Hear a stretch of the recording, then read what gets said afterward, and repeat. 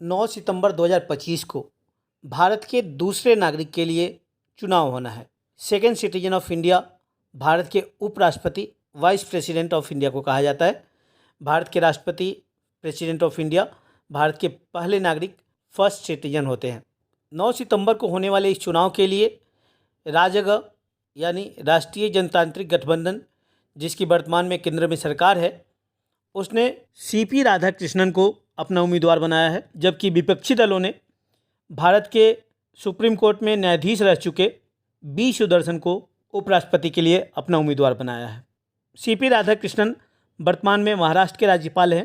इससे पहले वे झारखंड के राज्यपाल भी रह चुके हैं। झारखंड का राज्यपाल रहते हुए उन्होंने तेलंगाना के राज्यपाल और पुडुचेरी के उपराज्यपाल का अतिरिक्त कार्यभार भी संभाला था। भारत के संविधान के भाग 5 के अनुच्छेद 66 आर्टिकल 66 में उपराष्ट्रपति के चुनाव से संबंधित प्रावधान दिए गए हैं। भारत के उपराष्ट्रपति का चुनाव संसद के दोनों सदनों के सभी सदस्य मिलकर करते हैं।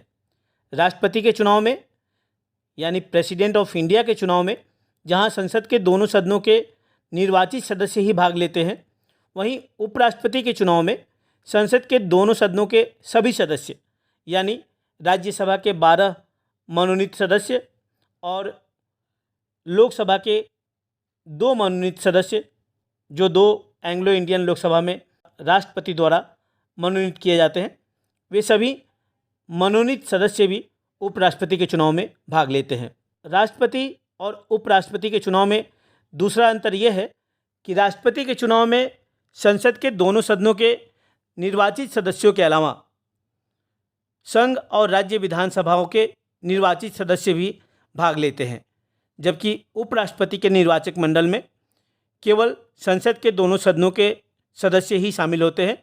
संघ और राज्यों के विधानमंडल के निर्वाचित या मनोनीत सदस्यों का उपराष्ट्रपति के चुनाव से कोई लेना देना नहीं होता है।